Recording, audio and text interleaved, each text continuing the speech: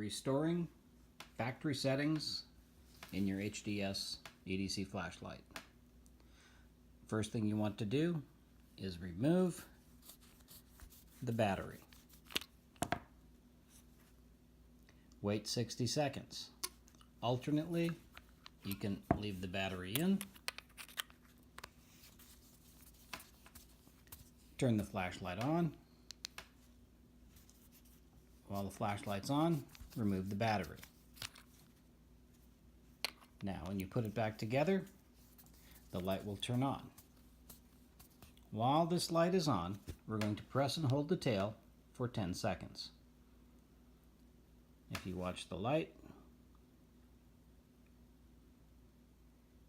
still waiting, it turns off. We've just done a factory reset. This light is now the same way it was when it left the factory as far as programming.